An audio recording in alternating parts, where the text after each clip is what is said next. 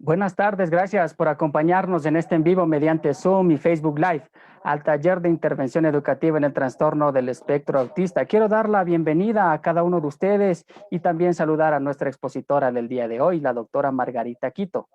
Es psicóloga infantil y psicorehabilitadora por la Universidad Central del Ecuador y tiene una maestría en neuropsicología y educación por la Universidad de Rioja. El taller se desarrollará de la siguiente manera. La doctora va a realizar su intervención y durante la misma los participantes podrán realizar su intervención y realizar sus preguntas en el chat vía Zoom y vía Facebook Live. Al finalizar también podrán levantar su mano y activar su micrófono para realizar una pregunta abierta a la doctora. Doctora, muy buenas tardes. Buenas tardes. Bueno, primero quiero empezar esta tarde agradeciendo a Doble Vía TV por la invitación para poder exponer este tema de gran importancia en la actualidad y también agradecer a todos los asistentes. Espero que esta charla les sirva de mucho y espero que sea de fácil comprensión.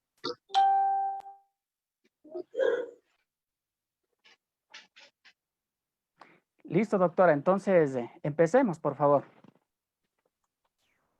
Listo.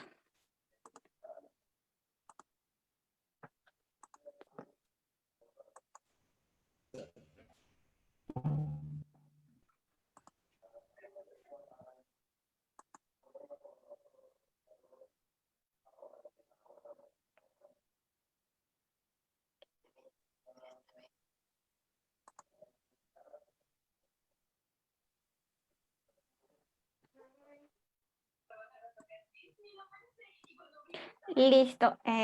Vamos a dar inicio con la charla de esta tarde, que es intervención educativa en el trastorno del espectro autismo. Un tema de gran importancia en la actualidad, ya que existen muchos niños, jóvenes y adultos que tienen este diagnóstico. El trastorno del espectro autismo tiene unas principales características. Algunas de ellas son problemas de interacción social, alteraciones de conducta, alteraciones cognitivas, déficit en la comunicación y el lenguaje, y puede existir o no problemas motrices. Las personas con autismo y otros trastornos generalizados del desarrollo son muy diferentes entre sí. Es decir, que no todos los niños o jóvenes que tengan este diagnóstico van a presentar las principales características.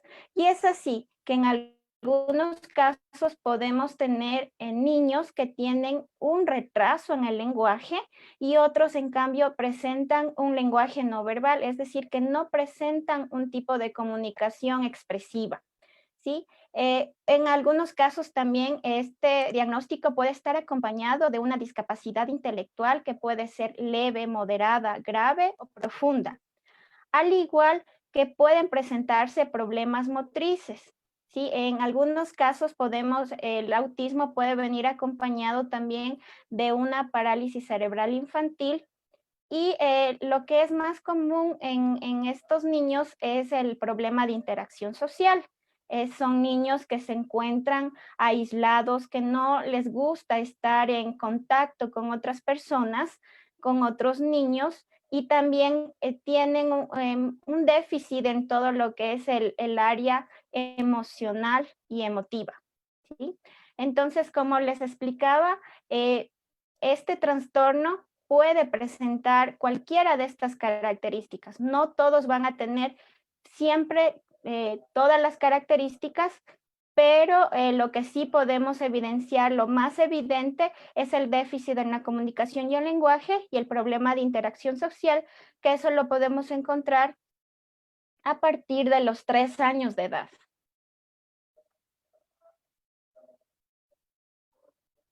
Para hablar sobre los fines de la educación para las personas con trastorno del espectro autismo, es lo mismo que para el resto de alumnos, con o sin necesidades educativas especiales. Hoy día parece ser que vamos asumiendo la necesidad de educar y atender a estos niños de la mejor forma. Y es así que tanto los profesionales como padres de familia buscamos la mayor la mayor comunicación, el mayor estudio, en este caso, de conocer de qué se trata el trastorno del espectro autismo para poder brindar todo nuestro apoyo. Y es así que actualmente lo que buscamos no es que el niño se adapte a una institución educativa, sino que la institución educativa esté lista para atender a estos chicos. Y también resulta difícil establecer estrategias educativas, pautas y patrones metodológicos que sean válidos y eficaces para todos los alumnos diagnosticados con trastorno del espectro autismo. ¿Por qué es difícil? Porque no todos, como hablábamos anteriormente, no todos presentan las mismas características. Entonces es muy complicado nosotros decir, vamos a aplicar únicamente estas estrategias y nos va a servir para todos los niños. Eso depende del diagnóstico de cada uno de ellos porque pueden presentar diferente grado de autismo. Yo también ya me conecté a ese Zoom porque la paciente que tenía a las 6 dice que se han confundido de cables y que no tienen el cable de la computadora. Y nada más le quedan 30 minutos de batería. Entonces, mejor le cambio porque va a estar recuperando solo media hora. Los objetivos generales que buscan las estrategias educativas, primero es potenciar al máximo la autonomía e independencia personal. Todos los padres de familia buscan que un niño sea independiente en su vida, que desde que es pequeño el niño aprenda a hacer las cosas solo, que pueda vestirse solo, que pueda comer solo y todo lo que se refiere a las habilidades de la vida diaria. También desarrollar el autocontrol de la propia conducta y su adecuación al entorno. ¿Por qué hablamos de esta estrategia educativa? Porque en los chicos con el TEA presentan muchas complicaciones en todo lo que es la conducta. Suelen presentar autoagresiones, también se alteran fácilmente cuando están en una reunión social, cuando salen a un sitio abierto, y entonces lo que busca la estrategia educativa es que el niño pueda autocontrolarse y pueda adecuarse y adaptarse al entorno que le rodea. Desarrollar estrategias de comunicación funcionales, espontáneas y generalizadas. Estas estrategias de comunicación funcionales son muy importantes, porque como hablábamos en un inicio, al observar las características que presenta este trastorno, entonces podemos decir que la estrategia de comunicación no siempre va a ser verbal, ¿sí? La estrategia de comunicación que puede desarrollar tanto el padre de familia como el docente puede ser la comunicación visual, es decir, la comunicación que se realiza mediante nuestra vista. También la comunicación corporal, en cómo yo me comunico a través del cuerpo, a través de un movimiento, ¿sí? La comunicación a través de gestos también. Entonces, que estas estrategias sean espontáneas y que sirvan para fomentar la intención comunicativa y que ésta tenga una reciprocidad en la comunicación. Es decir, que el niño se sienta comprendido y también nos pueda comprender lo que nosotros estamos diciendo. Otra de las estrategias es desarrollar procesos cognitivos básicos. Dentro de los procesos cognitivos básicos está la memoria, la atención, la concentración, que son muy importantes. Y bueno, este trastorno puede venir asociado con el TDAH, por ejemplo, con un problema de atención, de concentración. Entonces, tenemos que buscar una estrategia para poder desarrollar este proceso tanto de atención como de concentración y mejorar sobre todo las habilidades sociales del alumno. Es decir, que él pueda compartir con los compañeros que se encuentra dentro de su institución educativa. Todas estas estrategias educativas se pueden aplicar tanto en una escuela ordinaria como una institución especializada, ¿sí? Pero lo que siempre tenemos que saber es que lo que buscamos es siempre la independencia del niño. ¿sí? No porque nosotros estemos hablando a nivel general, no solamente del TEA, pero a nivel general de una discapacidad, podemos decir que el niño no va a llegar a aprender o no va a llegar a ser independiente en su vida. Lo va a llegar a ser. ¿Y cómo lo logramos? Es con la constancia, con la perseverancia y con algunos tips que vamos ahorita a mencionarlos.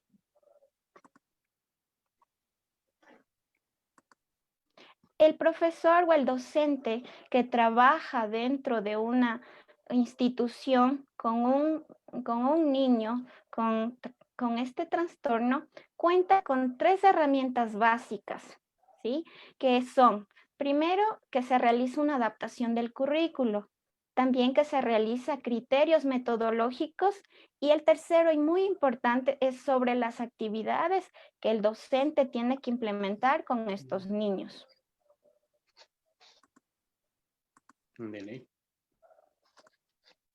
La adaptación curricular. La adaptación curricular tiene 3 grados, ¿sí? Como hablábamos, el autismo también presenta grados, es decir, presenta con mayor dificultad o menor dificultad, y es así que nosotros, en el caso de los docentes o de los profesionales dentro de educación, tenemos que saber qué grado de significatividad vamos a aplicar en adaptación del currículo. Es así que, por ejemplo, si nosotros aplicamos un grado 1, significa que nosotros vamos a hacer una adaptación de los elementos de acceso al currículo. Y los elementos de acceso al currículo, ¿cuáles son? Son las condiciones físicas, los recursos para la comunicación y los recursos materiales. Aquí es importante comprender sobre los recursos para la comunicación, porque estamos hablando que dentro de este trastorno existe poca o nula comunicación. Entonces, como docentes, lo que siempre vamos a aplicar dentro de nuestra aula es el uso de pictogramas. ¿Qué son los pictogramas? Son imágenes que van a servir, que van a reemplazar a la palabra.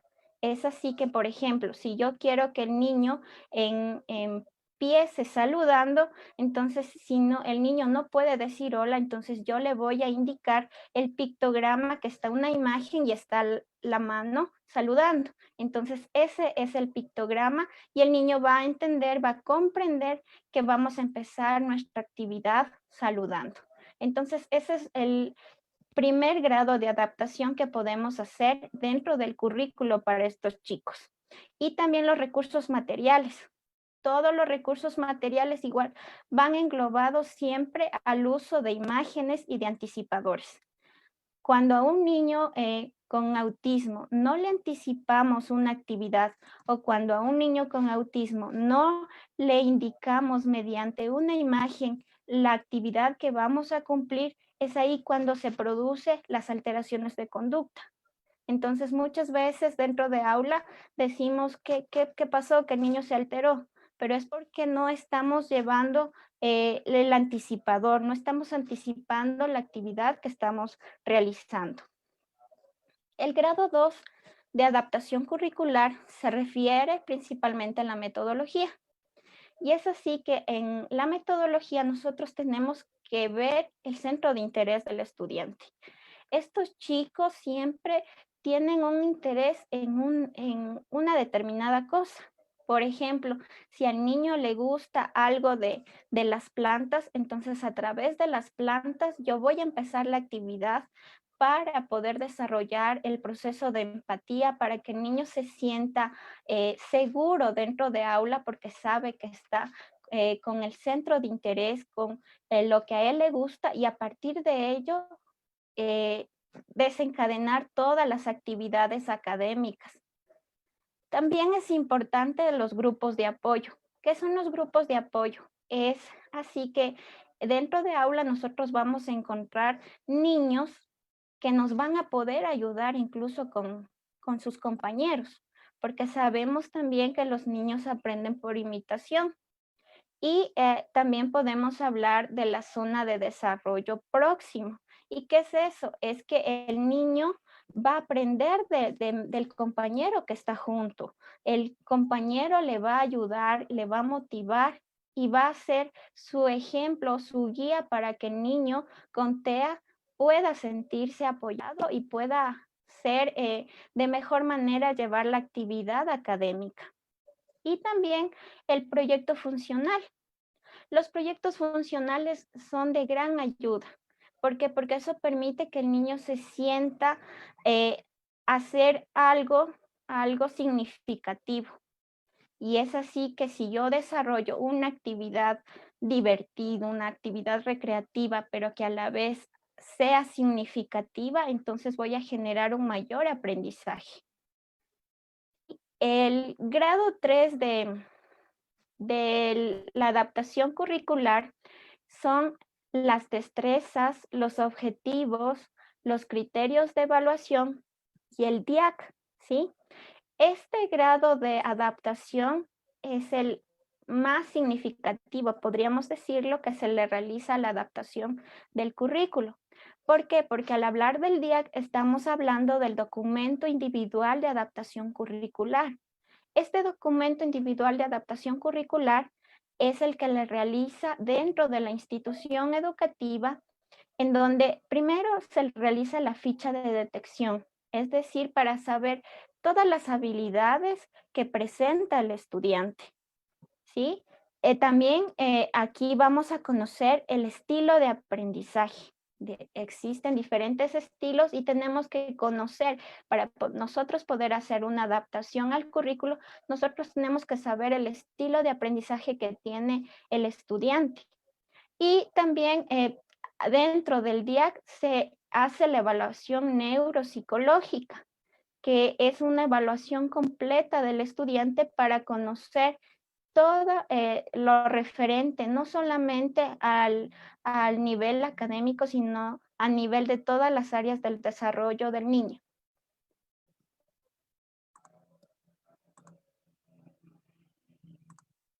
Los criterios metodológicos. Los criterios metodológicos en esta línea, en esta experiencia, que han demostrado ser muy eficaces, primero es establecer rutinas y situaciones muy estructuradas.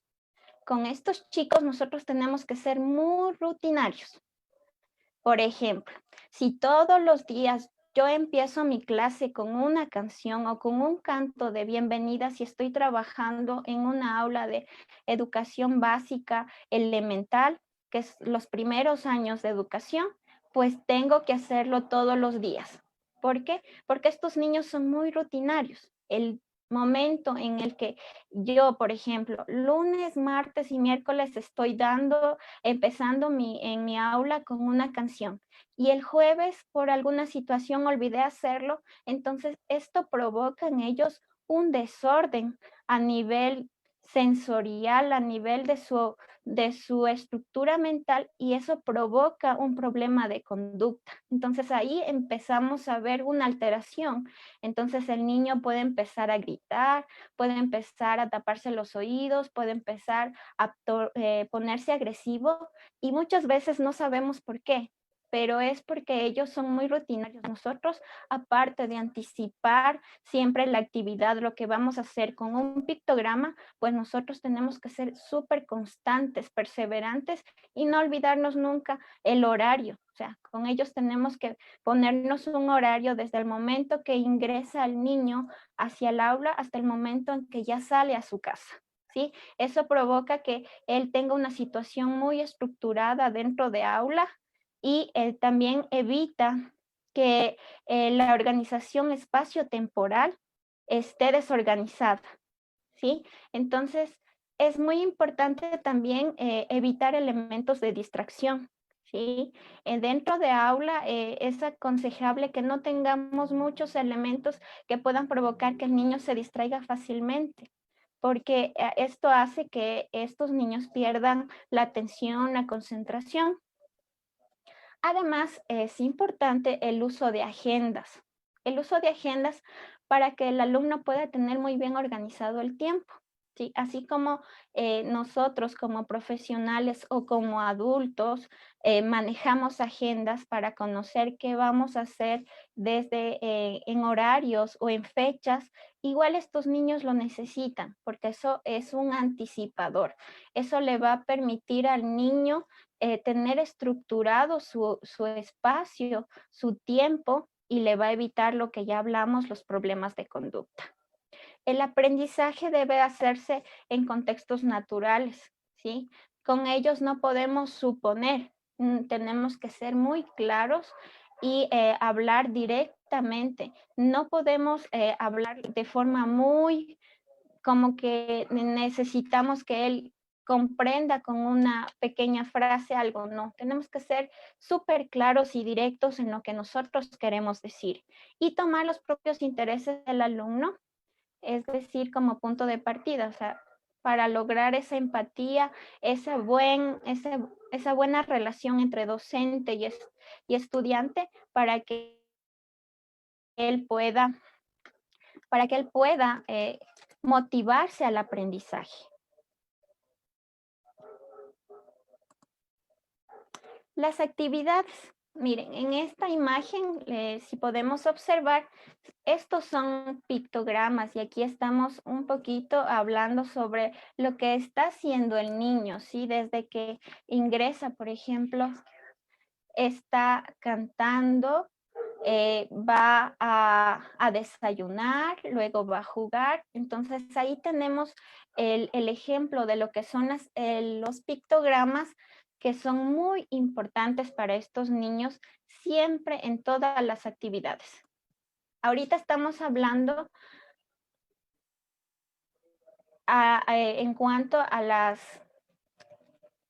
la parte académica, pero estos tipos de agendas, estos tipos de pictogramas y estas rutinas es a nivel de todo, a nivel general, en su casa, en su institución educativa y también incluso cuando van a salir a algún parque, a un centro recreacional, toda actividad para ellos debe ser anticipada.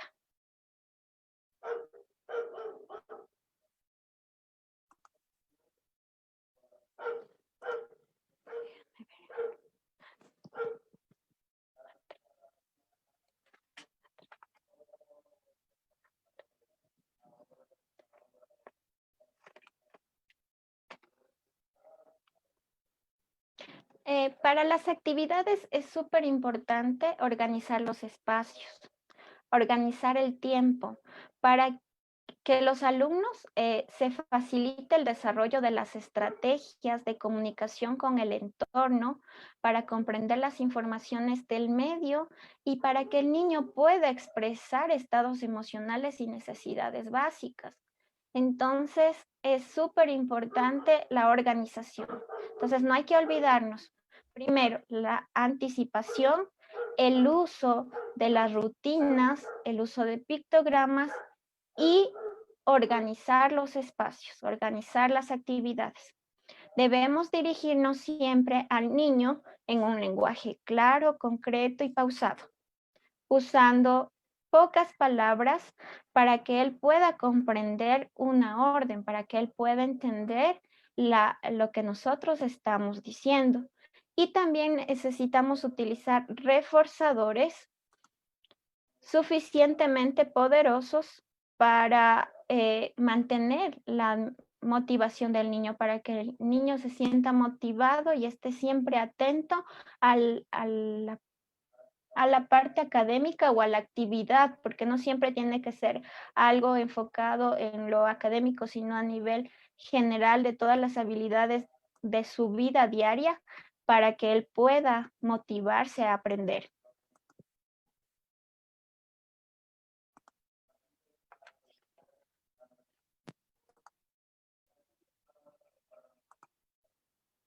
Dentro de las metodologías, voy a exponerles mi experiencia en educación especial. He trabajado 6 años en una institución de educación especializada y estos 6 años he trabajado con chicos con TEA, ¿sí? Y lo que se ha realizado es a través del enfoque ecológico funcional. ¿Qué es el enfoque ecológico funcional? Este enfoque considera los ambientes naturales y contextuales de la vida diaria. Considera las habilidades y las potencialidades, más no las carencias ni tampoco las debilidades que tiene el niño. Su propósito es siempre lograr habilidades funcionales que permitan al estudiante controlarse y desenvolverse en su medio, logrando mayor independencia y autonomía en un futuro. El enfoque ecológico siempre va a hacer un análisis de los ambientes en los que vive el niño. Y es así que es súper importante conocer la realidad del niño dentro de la familia, de la comunidad y de la institución, ¿sí? Estos tres sistemas tienen que trabajar de la mano para que se pueda desarrollar o se pueda cumplir el objetivo propuesto dentro de una actividad o de una destreza, ¿sí? Entonces, ¿cómo hacemos esto? O sea, es sumamente, van a decir, es sumamente complicado porque ¿cómo puedo yo como profesional, por ejemplo, saber qué es lo que está pasando dentro de la familia y la comunidad? En el caso del trabajo educativo en el TEA, es súper importante el apoyo familiar, ¿sí? Porque no podemos lograr ningún objetivo si la familia no se compromete con el trabajo que va a hacer el profesional dentro de la institución educativa. Si yo, por ejemplo, aplico una rutina dentro de la institución, pues la misma rutina tiene que ser mantenida dentro de casa para que esto no sea algo diferente, para que el niño se encuentre con lo mismo tanto en la escuela como en la familia. ¿Y la comunidad por qué? Porque lo que buscamos es mejorar las habilidades sociales. Entonces, si yo mejoro las habilidades sociales, va siempre a permitir el desarrollo social dentro de la comunidad. ¿Y cuál es la comunidad del niño? Puede ser el barrio, los vecinos que se encuentran cerca de su casa. Entonces, ¿cómo vamos a lograr? Entonces, aquí nos va a nacer muchas interrogantes porque vamos a decir, pero ¿cómo podemos trabajar mediante este modelo ecológico funcional con la comunidad y la familia? El modelo ecológico funcional trabaja a través de dominios, ¿sí? Como les decía anteriormente, no solamente es enfocado al dominio académico. El dominio académico es referente a todo lo que es el área de matemática, el área de lengua, ¿sí? Sino que engloba todas las áreas que van a permitir el desarrollo a nivel general del niño. El dominio recreacional, por ejemplo, va a permitir que nosotros, tanto como profesionales y padres de familia, conozcamos y trabajemos en las horas de tiempo libre que tiene el niño, ¿sí? ¿Qué es lo que hace mi hijo en horas del tiempo libre? ¿Sí? No es cuestión de nosotros coger y ponerle en la hora libre que tiene lo que hacemos comúnmente y que realmente está desembocando en algunas dificultades a nivel general, tanto de niños como de adolescentes, el uso, por ejemplo, del celular o del computador o de la televisión. Entonces es importante también trabajar el dominio recreacional, el uso del tiempo libre. El dominio de la comunidad. El dominio de la comunidad es lo que mencionábamos, es cómo el niño tiene que expresarse, cómo el niño tiene que relacionarse con su entorno, con sus compañeros primero, con los compañeros de la institución, con su familia y también con las personas que tiene a su alrededor para que él pueda tener un buen desarrollo social. El dominio doméstico se refiere a todas las habilidades de la vida diaria dentro de casa. El que el niño sepa, por ejemplo, cómo tiene que asear los utensilios, que el niño sepa cómo tiene que asear su mesa de trabajo, su cuarto, todo lo que es sus prendas de vestir. que eso es para su vida, para el desarrollo independiente de su vida. Y el dominio vocacional le permite adquirir habilidades para que en un futuro él pueda tener un emprendimiento, pueda tener un perfil, de trabajo, para que él pueda ser incluido dentro de un trabajo. En este caso, siempre nosotros hablamos de todo lo que es la parte técnica. A continuación, les voy a mostrar un ejemplo práctico de lo que se aplica dentro del modelo ecológico funcional.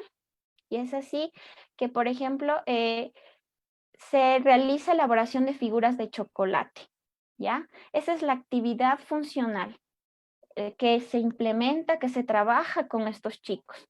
Y ustedes me dirán, ¿pero qué tiene que ver si yo hago chocolates con la parte académica o con la parte educativa del niño? Si son figuras de chocolate, son golosinas.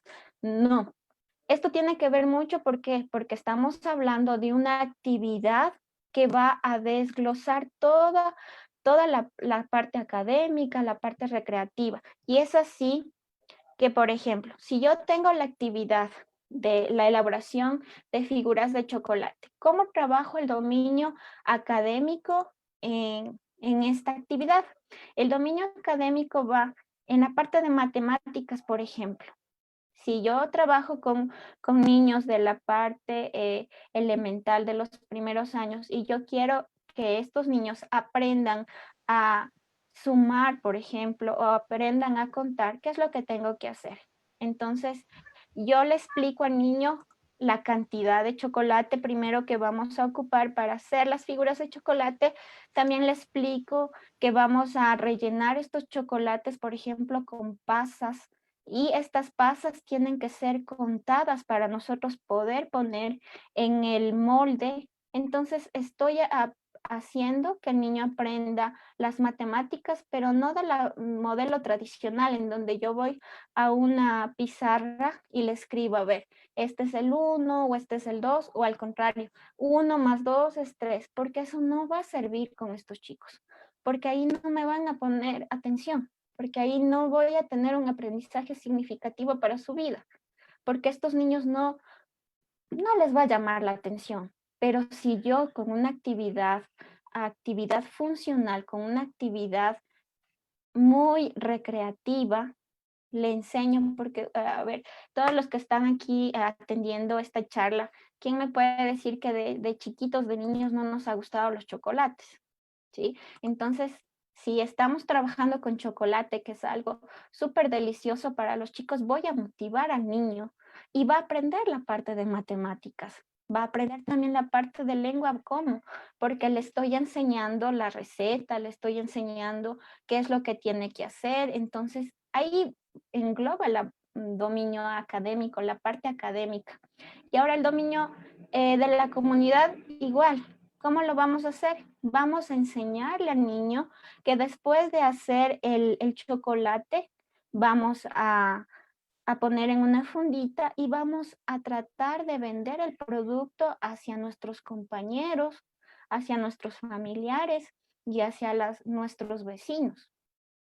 Entonces, si nosotros tenemos un problema de comunicación, pues ahí estamos tratando de desarrollar esa habilidad social, esa parte de la comunicación, porque el niño está trabajando el lenguaje expresivo. Es el lenguaje que está un poco complicado por el diagnóstico en sí que tiene, pero nosotros estamos buscando la forma creativa de que él se convierta en un emprendedor vendiendo sus figuras de chocolate, ¿sí? El dominio doméstico. El dominio doméstico, ¿cómo lo trabajamos con esta actividad funcional?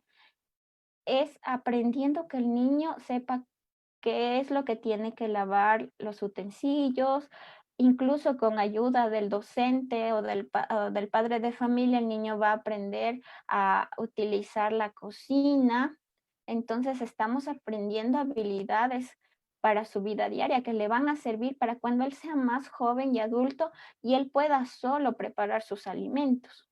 El dominio vocacional dentro de lo que es la elaboración de figuras de chocolate, estamos aprendiendo con el chico habilidades que le van a permitir emprender una microempresa, por ejemplo, dentro de su hogar. Si yo con mi familia preparo figuras de chocolate, eso es un emprendimiento un pequeño emprendimiento que me va a permitir desarrollar mis habilidades y dar a conocer al mundo que me rodea que yo sí puedo, ¿sí? Entonces, eso es lo que he querido compartirles esta tarde en cuanto a todo lo que es con este ejemplo de la actividad funcional de una estrategia que he aplicado yo, que es la actividad funcional que permite que el niño tenga un aprendizaje significativo a nivel de todas sus áreas. Hay que recordar que no todos los niños son iguales, ¿sí? Unos van a aprender mejor que otros, unos van a avanzar mejor que otros, pero no por eso nosotros tenemos que primero ponernos una barrera y pensar que los niños no van a poder avanzar, que no van a aprender o que no van a ser capaces de lograr una actividad, una habilidad de su vida. Al contrario, todos los niños, absolutamente todos los niños y todas las personas pueden desarrollar sus habilidades, pero está en nosotros como profesionales y en los padres de familia, que seamos constantes, que seamos perseverantes, porque en el trabajo con estos chicos no es cuestión de ver el resultado de hoy a mañana, no. Nosotros tenemos que ser constantes y tener paciencia para esperar los resultados que van a tener. Pero siempre si nosotros somos constantes, si nosotros somos rutinarios, si nosotros estamos estructurando bien el ambiente de trabajo, si nosotros estructuramos bien las actividades dentro de casa, dentro de la institución educativa, y también mucho depende de todo el trabajo multidisciplinario que se hace con estos chicos. Es importante el trabajo tanto con el terapista del lenguaje, con el terapista ocupacional, en algunos casos con el terapista físico, con el psicólogo, con el padre de familia y el docente. Todo este equipo multiprofesional va a permitir que el chico vaya avanzando a su ritmo. No es que todos van a avanzar de la misma manera. No es que todos van a aprender una habilidad académica, una habilidad social al terminar el año lectivo, no. Esto cuesta un poco de trabajo, pero no por eso quiere decir que vamos a nosotros a decir o a pensar que ellos no van a ser capaces. Ellos son muy capaces de poder aprender diferentes habilidades, y una de estas estrategias es la que quise compartir esta tarde con ustedes, que es mediante una actividad funcional, mediante un proyecto funcional, porque es así que el niño vivencia la actividad y se le hace mucho más fácil aprender que de una forma memorística o tradicional. Esa es por mi parte. Quería agradecerles. Espero que esta charla cortita haya sido de beneficio para ustedes. Sé que ahorita quizás les surgieron muchas dudas. Espero que yo pueda desarrollar todas esas dudas que ustedes tienen. Entonces, a continuación vamos a continuar con las preguntas y pues antes de ello, pues dejarles mis teléfonos de contacto, si necesitan alguna asesoría, si necesitan algún apoyo a nivel de todo lo que es la educación especial o a nivel general, porque yo también trabajo en todo lo que es la neuropsicología y la educación, y también pues soy psicóloga infantil y psicorehabilitadora.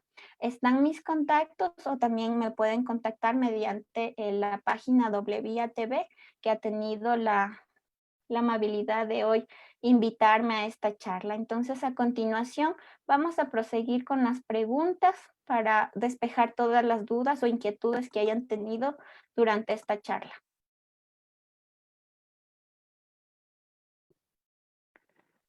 Muchísimas gracias, doctora.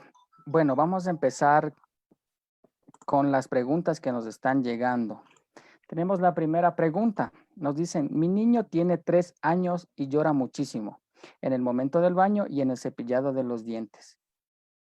¿Qué es lo que debo hacer, doctora?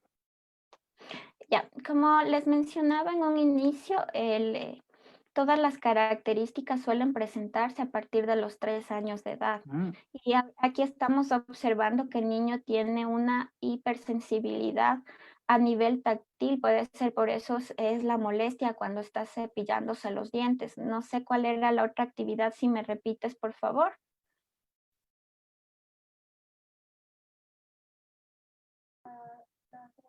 Cepillado de dientes y que llora mucho, ¿me decías? Sí, dice, mi niño tiene 3 años y llora muchísimo en el momento del baño y en el cepillado de los dientes.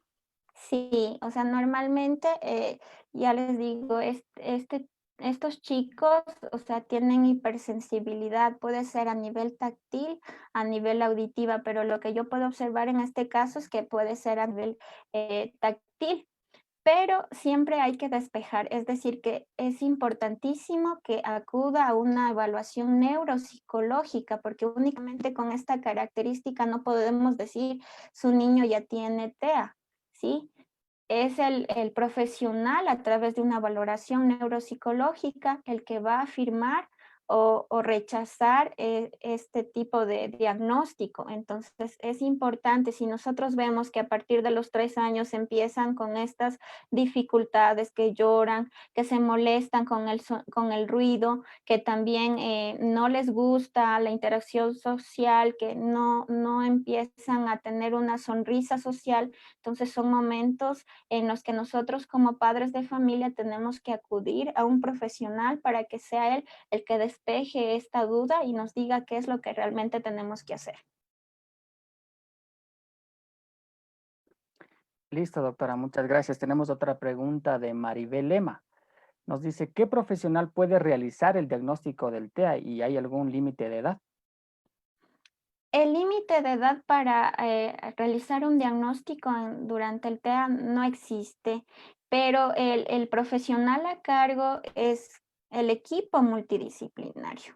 ¿Sí? Lo puede realizar el diagnóstico el psicólogo, pero también el neurólogo, pero va de la mano, ¿no? Porque el psicólogo va a realizar una valoración, por ejemplo, psicopedagógica y va a observar algunas características y inmediatamente le va a remitir al neurólogo. Entonces, el neurólogo es el que también realiza la valoración y da el diagnóstico. Entonces, estos profesionales van a permitir el diagnóstico del TEA. Y es a través también de lo que ahora existe también, por ejemplo, mi masterado es en neuropsicología. Entonces, nosotros estamos capaces de poder realizar el diagnóstico a estos chicos y lo más aconsejable es, como repetíamos a la señora o a la señorita que nos hacía la pregunta anterior, que sea en los primeros años de vida. Si es que es lo más pequeño posible, eso nos permitirá nosotros realizar el reconocimiento, el diagnóstico temprano, aplicar las terapias, la intervención terapéutica para que, por ejemplo, el déficit de comunicación y los problemas de conducta no sean mayores cuando siga avanzando en su crecimiento cronológico. Listo, por aquí nos llegó otra pregunta. Me dice, una profesional nos pregunta, si dentro del enfoque ecológico la familia no se involucra, ¿qué deberíamos hacer como terapeutas? Bueno, esta parte es un poco difícil pensar que nosotros como terapeutas, nosotros vamos a lograr un objetivo solos, ¿sí? Es importantísimo involucrarle a la familia. Es difícil, lo sé, porque hay muchas familias, hay muchos padres de familia que les cuesta aceptar primero lo que están viviendo con sus chicos y entonces esto pone una barrera en lo que uno trata de trabajar con el chico.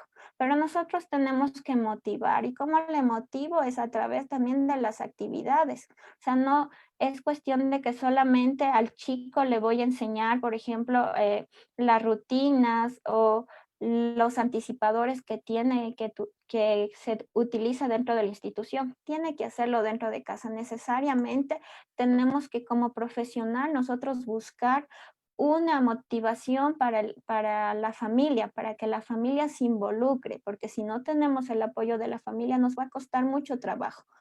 O puede ser que nosotros logremos dentro del centro terapéutico, dentro de la institución educativa un cambio, pero inmediatamente que el niño salga de nuestra institución o de nuestro centro terapéutico, el niño va a continuar con la misma conducta. Entonces, no es que queremos que el niño solamente con nosotros o dentro de la institución educativa tenga un cambio, sino a nivel general, a nivel de todo su alrededor, de toda la vida que él lleva a nivel de familia, a nivel de comunidad y a nivel educativo.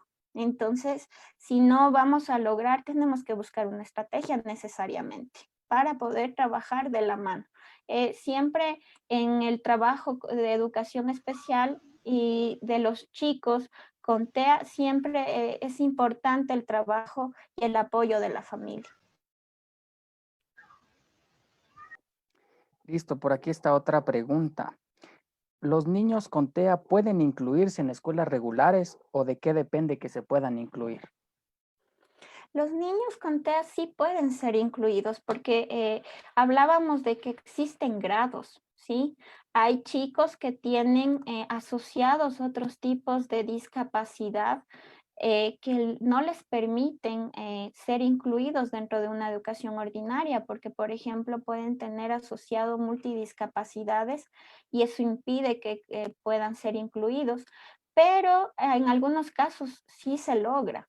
E incluso se habla del apoyo de una persona sombra, se llama, y es de una persona, de un profesional, de un psicólogo, o que está siempre cerca del estudiante que es diagnosticado con TEA para poder ayudarle en todas las actividades en la educación ordinaria. En la actualidad, la inclusión de estos niños y de todos los niños con discapacidad en la educación ordinaria es muy compleja. ¿Por qué?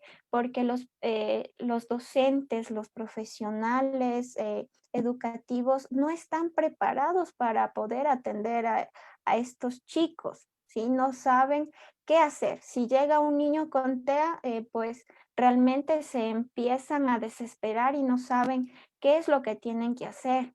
Entonces, es una parte complicada y que se habla mucho de que en algunos casos los chicos son discriminados, no solamente por la parte de sus compañeros, sino incluso por los docentes, por los maestros.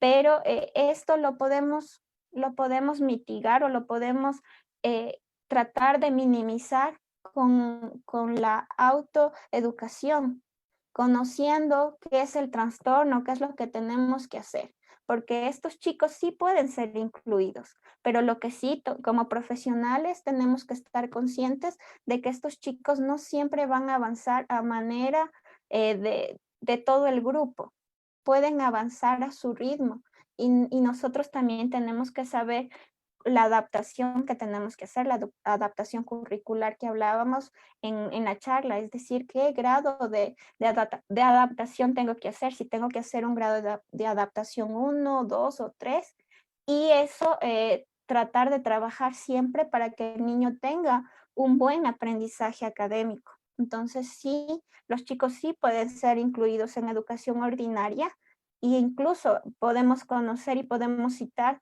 que muchos chicos han llegado a tener una profesión, son profesionales a pesar de que tienen este diagnóstico.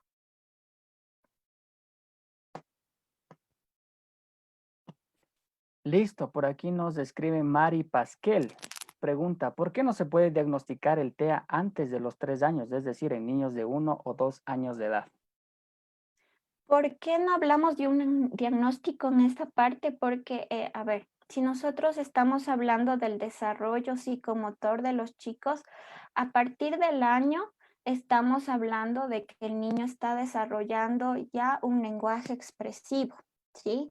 Entonces, en muchos casos existe un retraso en la comunicación y eso hace que a veces nosotros pensemos que algo le pasa. O sea, incluso hay muchos padres de familia que quizás me están escuchando y no me van a dejar mentir que si el niño no habla rápidamente a las edades esperadas, ¿qué pensamos? Que no puede escuchar, que no puede hablar o que tiene algún problema.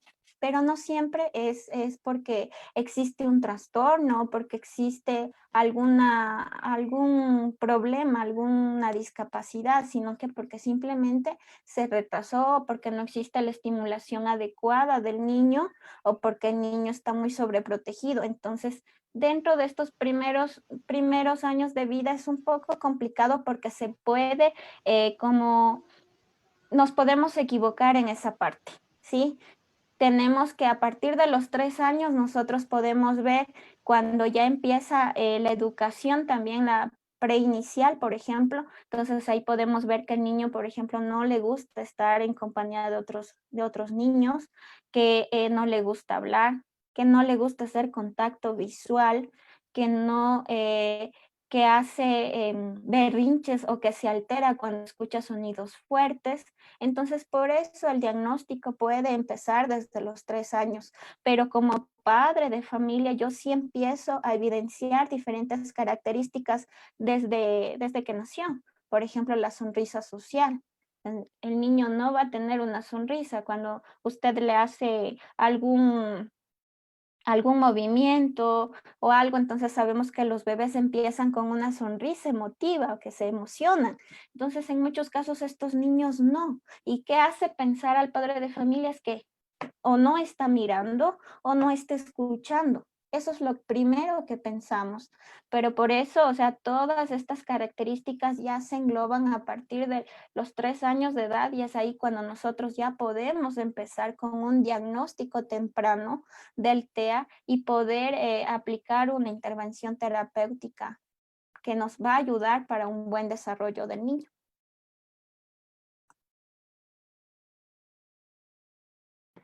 Listo. Michelle Castillo pregunta, ¿cuál es la diferencia entre el espectro autista y el SAVANT? A ver, el síndrome de Savant puede también tener el trastorno del neurodesarrollo asociado. El síndrome de Savant quiere decir que presenta una lesión cerebral, ¿sí? Entonces, este síndrome puede tener acompañado, puede estar acompañado del síndrome, del trastorno, perdón, del trastorno del espectro autismo, ¿sí?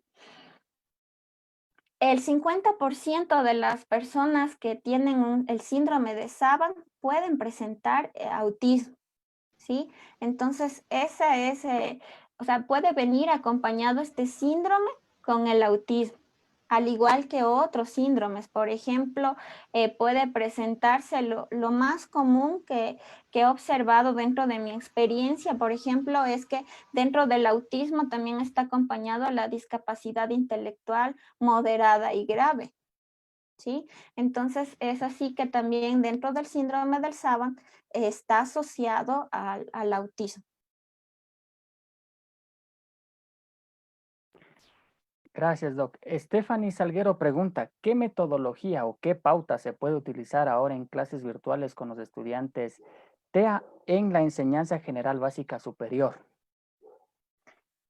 ¿Cuál es la metodología? Es muy complejo poder hablar dentro de la educación virtual con un estudiante con TEA. ¿Por qué? Porque en algunos casos, bueno, en mi experiencia me pongo como ejemplo que he trabajado con niños de educación básica. Es súper complejo porque ellos no tienen la predisposición para trabajar, por ejemplo, en una clase virtual mediante una cámara, porque no les llama la atención, porque no hacen contacto visual. Si presencialmente es difícil mantener un contacto visual, mucho más si estamos de manera virtual. Ahora, si nosotros hablamos de una educación general ya superior, nosotros siempre tenemos que partir del centro de interés del estudiante, o sea, tratar de ver qué es lo que le gusta al alumno y partir de ahí para desglosar las diferentes actividades académicas, tal como lo había mencionado con la elaboración de chocolates. Obviamente, en un joven, en un adolescente, ya no voy a aplicar una elaboración de chocolates. Tengo que ser un poco más creativo y buscar otra actividad funcional, pero que esta actividad funcional desglose y sea significativa para el chico para que él pueda aprender las diferentes materias. Sí, entonces no siempre tiene que ser en estas clases virtuales, no tiene tampoco que mantenerse el aprendizaje de lectura, de tratar de memorizar las cosas, no todo tiene que ser vivencial con estos chicos y no solo con chicos con TEA, sino a nivel general, creería yo, porque eso les va a permitir que ellos desarrollen habilidades que les va a servir siempre para su vida diaria y para su futuro desarrollo profesional. Entonces, si estamos hablando de un joven, tengo que buscar una estrategia de ver el centro de interés del estudiante y partir de esa actividad. ¿Sí? Y evitar siempre en cuanto en la actividad, perdón, en la educación virtual, los distractores. Ser bien específico en la orden, en la actividad que voy a trabajar, ser súper directo en lo que yo voy a decir y lo que voy a pedir al estudiante. Porque si soy muy extenso, voy a perder la atención y la concentración del estudiante. Entonces, si hago una actividad más vivencial, más significativa, entonces voy a conseguir que este estudiante se encuentre más motivado para aprender y para que esté siempre atento a la actividad que yo le quiero mostrar y que le quiero enseñar.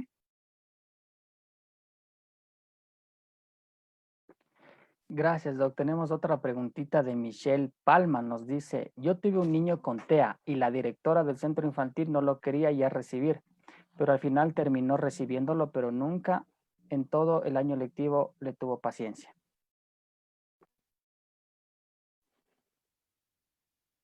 Bueno, es como hablábamos, o sea, en la actualidad es muy complicado hablar de la inclusión de los chicos, tanto con TEA como a nivel general con discapacidad dentro de la educación ordinaria. Porque como mencionábamos, y no es por menospreciar nada a los profesionales docentes, pero no están preparados, porque no desde su conocimiento, desde que ellos entraron en aprender las metodologías y todo, no siempre les enfocaron el trabajo en estrategias para la educación especial. Entonces, eso hace que tanto los centros educativos, los docentes y como decíamos, incluso los propios compañeros discriminen a estos chicos y sean rechazados por las diferentes características que presentan, porque si el niño va el primer día a una institución y al ver a tantos niños, al ver tantas cosas nuevas, y si como madre no le anticipé que vamos a ir a una nueva escuelita, que va a tener nuevos compañeros, va a tener nueva maestra, entonces obviamente el niño va a empezar con un problema de conducta, va a empezar a gritar y eso va a hacer que los compañeritos, incluso la maestra diga, no, no, no, o sea, esto no voy a poder manejarlo y no voy a poder hacer nada. Incluso en muchos casos, como estos chicos tienen un centro de interés, les gusta solamente un objeto, pues les dejan que esté todo el tiempo con ese objeto y que estén en un rincón y no les incluyen en las actividades porque les da miedo que empiecen a agredir o que empiecen con berrinches, que empiecen a alterarse. Entonces eso es una vivencia lastimosamente en la actualidad y lo que nosotros necesitamos es que todos tengamos una autocapacitación, o sea, que nosotros busquemos las formas de capacitarnos en estos temas de la educación especializada, de cómo manejar a los chicos con trastorno del autismo, para poder saber qué es lo que tengo que hacer, porque no es nada imposible, como les mencionaba, no es nada que no podamos hacerlo, porque se ve logros, se ve el desarrollo de diferentes habilidades, pero depende de la creatividad, de la vocación que uno tenga y de la persistencia y la perseverancia que uno consiga. Entonces, lastimosamente, lamento mucho que le haya pasado esto con su niño. Eso sí se lo vivencia, pero nosotros como padres tenemos que saber luchar por nuestros niños y saber luchar por los derechos que ellos tienen, porque ellos, al igual que los demás, tienen derecho a la educación. Entonces, ellos tienen que luchar por esos derechos y también saber que mi hijo va a ser capaz, porque a veces también como padres de familia nos englobamos en que tal vez tanto el médico o el profesor me dijo es que su hijo no puede, entonces yo digo, no, mi hijo no puede y no va a poder. Y no es así. O sea, yo les puedo decir a través de mi experiencia que cualquier niño con cualquier discapacidad puede aprender, puede llegar a tener un aprendizaje. La discapacidad no es una barrera, no. O sea, lo va a lograr a su ritmo, a su forma, a su modo, pero va a lograr adquirir diferentes habilidades que lo que queremos como padres es que tenga una vida independiente en su futuro, ¿no? Que sea una persona autónoma.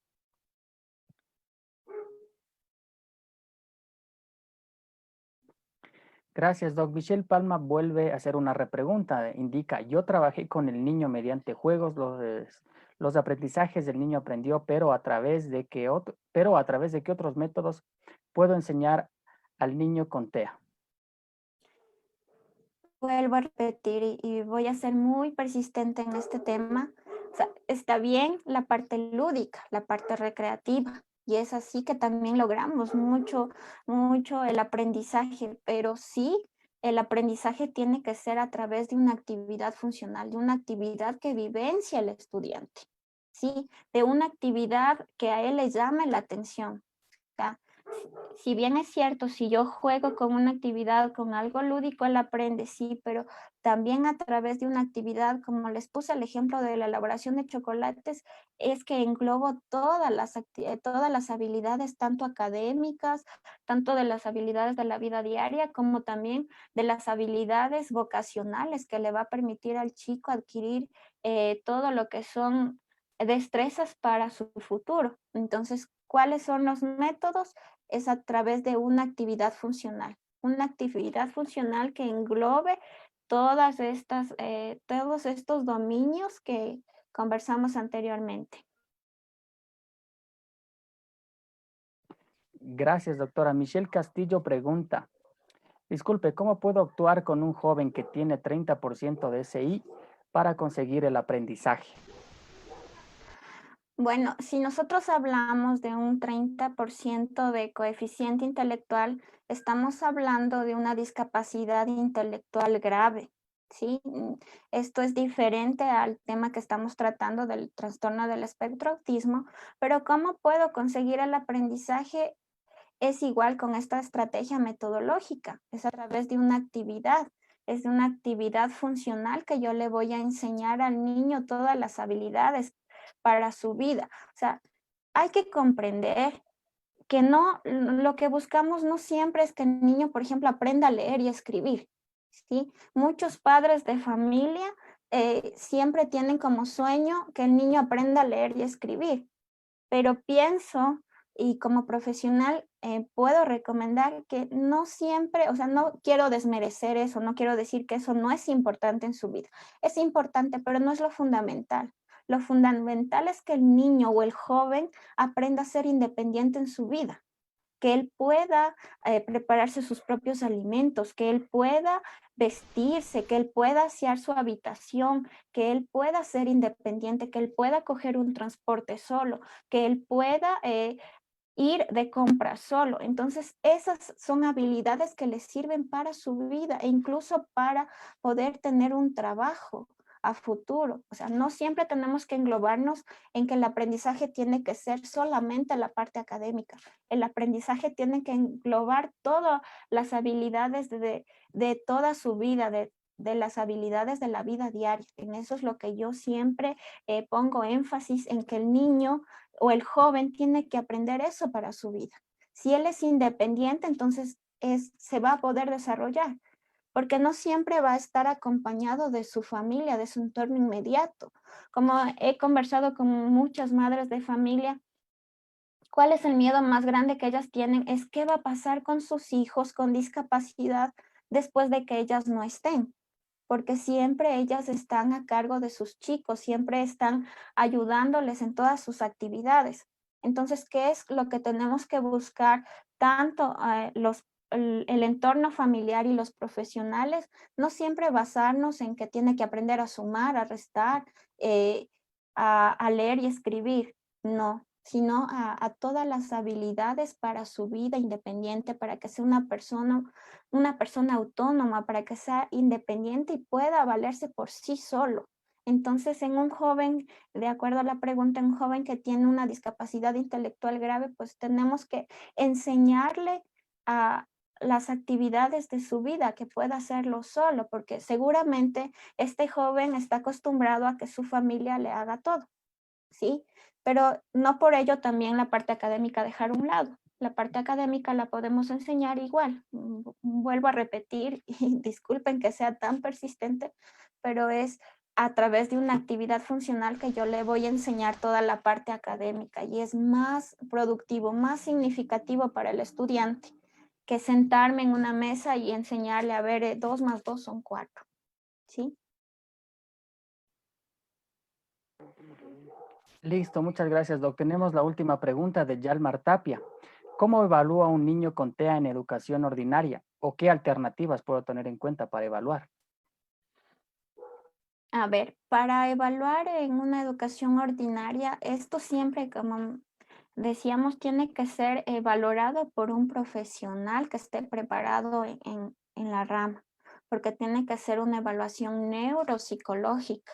Si el docente, si la persona que me hizo esta pregunta, si esta persona es profesor de aula, lo único que puede observar son diferentes características. O sea, él puede mencionarle al padre de familia, su hijo sabe que permanece aislado, no interactúa con sus compañeros, realmente parece que no aprendiera, que no escuchara, no habla. Entonces, esos son los que puedo tomar en cuenta como docente, pero ya como profesional en la valoración neuropsicológica depende de los diferentes test que aplicamos y eso también se lo hace conjuntamente con la familia, porque como les decía, tenemos que ver características desde los 3 años que presentó el niño, cómo adquirió el lenguaje, qué pasó. Entonces, a través de ello, nosotros poder saber qué es lo que presenta el estudiante. Listo, doctora. Muchísimas gracias. Bueno, queremos agradecer a todos nuestros participantes que nos acompañaron desde diferentes lugares desde nuestro país, como de Latinoamérica. Todos serán partícipes de un sorteo para tener una consulta con la doctora Margarita. El ganador será publicado en Doble Vía TV. Gracias, doctora, por brindarnos todo su conocimiento y tomaremos en cuenta todas las preguntas realizadas para un próximo taller. Doble Vía TV seguirá brindando estos espacios. Muchísimas gracias, doctora. Muchísimas gracias a todos los participantes. Muchas gracias nuevamente por la invitación y a todos los participantes. Espero que les haya servido en algo esta pequeña charla de la experiencia que tuve con el trabajo en niños con discapacidad. Entonces, como mencionaba Daniel, espero que no sea la primera ni la última porque sé que han surgido muchas dudas en cuanto al trabajo en educación especial, así que espero volvernos a ver muy pronto y muchas gracias por todo las preguntas y por todo lo que hemos compartido esta tarde. Bueno, queremos cerrar con los comentarios que obtenemos de este momento desde Facebook Live. Mari Flores nos dice felicidades, muy buena intervención. María Luisa Malo, excelente profesional, felicitaciones. Paulina Alejandra Chiriboga nos dice, nos ayuda mucho mi profe, espero que den más charlas de estas porque nos ayudan mucho. La señora Luz María Uto nos dice felicitaciones, excelente programa, éxitos y muchas bendiciones. Magali Abas, excelente. Paulina Alejandra Chiriboga, por favor, un próximo taller. Muchísimas gracias a todos. Muchas gracias a ustedes, una buena noche. Gracias.